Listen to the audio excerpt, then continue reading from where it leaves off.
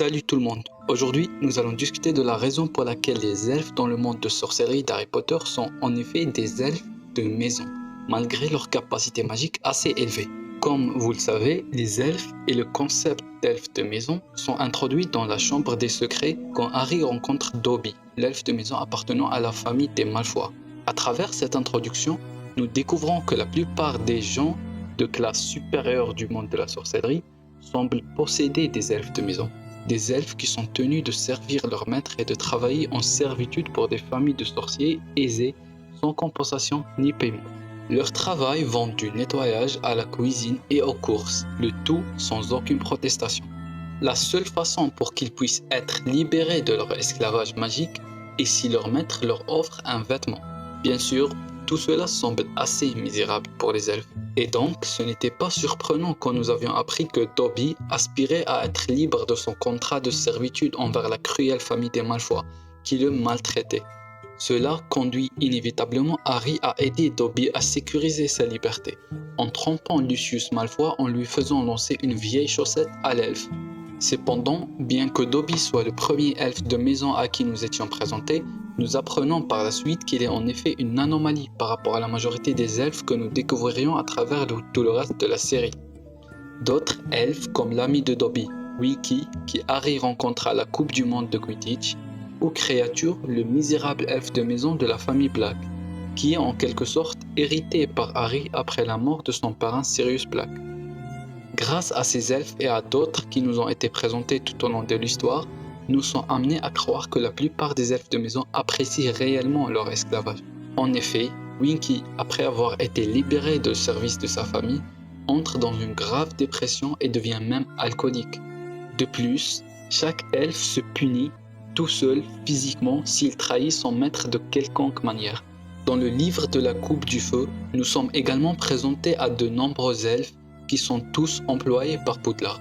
S'il est vrai que certains de ces elfes sont finalement payés pour le travail qu'ils effectuent à l'école, la plupart d'entre eux n'étaient pas disposés à accepter le paiement de leurs services, et cela de leur plein gré, même après que Dumbledore leur a proposé un paiement et des congés. Beaucoup sont également très offensés, voire furieux, lorsque Hermione tente de les libérer de leur position à travers son organisation SALE, Société d'aide et de libération des elfes de maison. Maintenant, je suppose qu'on puisse soutenir que l'auto-punition et le refus du paiement et de compensation font partie de la magie qui garantit qu'un elfe de maison obéit à tous les ordres de son maître et ne demande rien en retour. Par exemple, Créature qui a une aversion extrême pour les sorciers et sorcières nés moldus se punit après avoir insulté Harry et ses amis en raison du fait que Harry est son maître. Cependant, nous voyons aussi Dobby se punir pour avoir dit du mal des Malfoy, même après avoir été libéré de sa servitude envers cette famille. Ce qui indique qu'il peut s'agir d'un fort trait psychologique de loyauté extrême, plutôt qu'un contrat magique qui les oblige à se comporter de cette façon, vu que leur contrat aurait été rompu après avoir été libérés. Et en parlant de magie, vous avez peut-être remarqué que les elfes de maison ont des capacités magiques assez exceptionnelles et puissantes, et qui peuvent même rivaliser voire dépasser ceux des sorciers. Tout d'abord, la magie elfique est assez différente de la magie des sorciers. Pour l'exécuter, les elfes n'ont besoin ni de baguettes magiques ni d'incantations. Ils semblent simplement avoir la capacité de lancer des sorts à volonté, et leur magie est souvent plus avancée et efficace que celle des sorciers humains, ce que nous avions témoigné à plusieurs reprises à travers cette histoire. Par exemple, ils sont capables d'utiliser leur magie dans des endroits où les sorciers ne peuvent pas. Ils peuvent transplaner d'un endroit à l'autre, y compris dans des zones fortement fortifiées par des enchantements anti-transplanage, comme Poudlard ou le lac où Voldemort cachait son Horcrux. Les elfes de maison sont également des combattants qualifiés, ce qui est prouvé par le rôle qu'ils jouent dans la bataille de Poudlard. Tout au long de la série, on voit aussi des elfes de maison utiliser plusieurs sorts que les sorciers et les sorcières sont incapables d'exécuter. Dans l'ensemble, la magie elfique et la capacité des elfes à effectuer cette magie semblent bien supérieures à la plupart des pouvoirs exercés par les humains dans le monde de Harry Potter. Ce qui nous emmène à penser qu'en effet, peut-être avant que les elfes ne soient réduits en esclavage en tant qu'elfes de maison, les sorciers étaient plutôt menacés par leur capacité magique. Cela aurait fourni une motivation assez forte pour tenter de supprimer et d'exploiter le pouvoir elfique pour leur propre profit. Quoi qu'il en soit, bien que tout cela nous donne un bon aperçu de la façon dont la prédisposition des elfes semble idéale pour la servitude, et pourquoi les sorciers ont peut-être asservi l'espèce en premier lieu, cela n'explique pas comment ils ont réussi à devenir et à rester les maîtres ultimes de cette puissante espèce. Eh bien, il se trouve que j'ai trouvé quelques théories qu'on va voir ensemble dans cette vidéo. La première théorie est assez répandue parmi les fans, mais je ne suis pas trop d'accord avec. Certaines personnes ont suggéré que les elfes sont une création de la sorcellerie, créée par magie dans le but exprès de servir la haute société magique. Je suis assez direct pour être en désaccord avec cette théorie pour quelques raisons simples. Premièrement, les elfes sont communs à toutes sortes de traditions magiques. Si J.K. Rowling voulait créer une créature magique faite par des sorciers pour leur propre monde, je ne pense pas qu'elle aurait choisi une espèce si connue dans d'autres œuvres de fantasy et de fiction. La deuxième et dernière raison est que si les elfes ont été créés par des sorciers, je ne crois pas qu'ils auraient créé une espèce avec une telle personnalité. Pourquoi, par exemple, un elfe comme Dobby rechercherait-il la liberté? Ou un comme créature serait-il si misérable? Pourquoi leur donner des sentiments et une intelligence qui les rend capables de vivre et réfléchir tout seuls? La deuxième théorie est que les elfes ont été ensorcelés pour servir et devenir des esclaves des sorciers.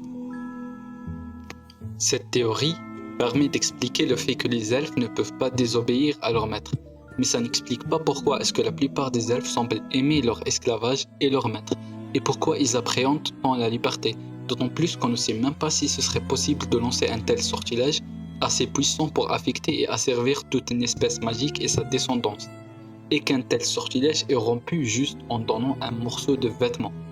La théorie suivante est cependant plus crédible à mes yeux.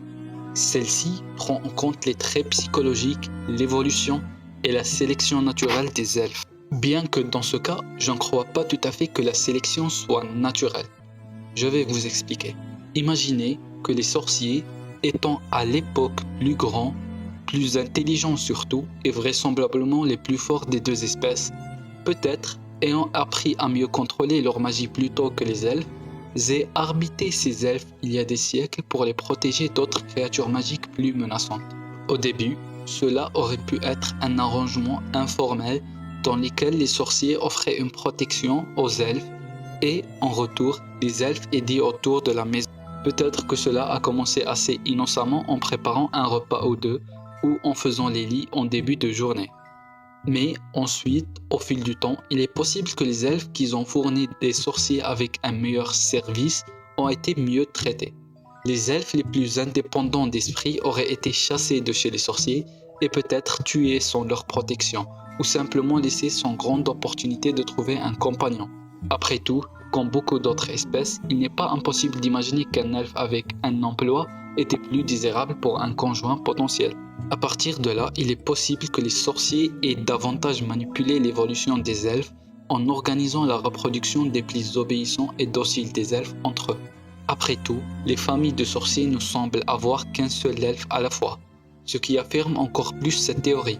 En effet, si chaque maison ne présente qu'un seul elfe et qu'il n'a pas le droit de désobéir à ses maîtres, et donc il n'a certainement pas l'opportunité de rencontrer d'autres elfes et fondre une famille tout en continuant à servir ses maîtres.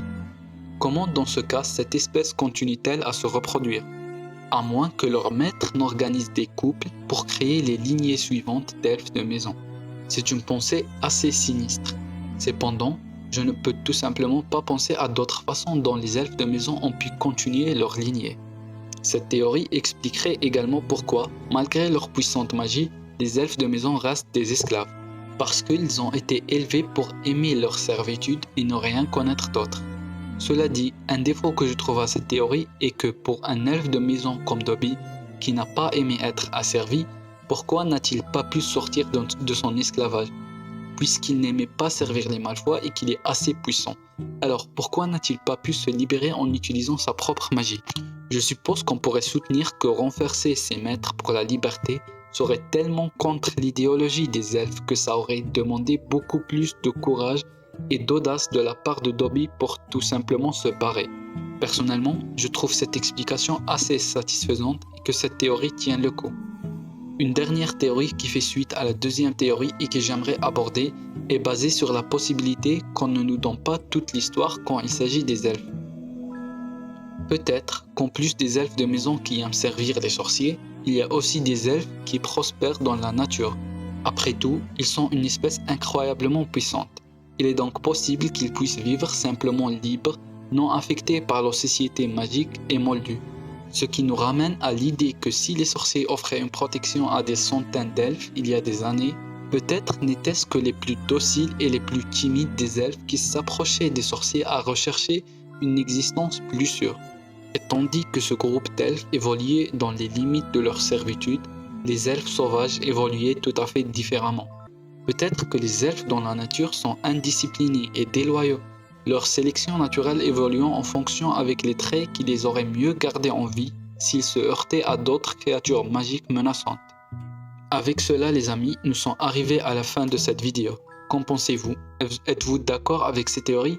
Faites-moi part de vos réflexions dans les commentaires ci-dessous.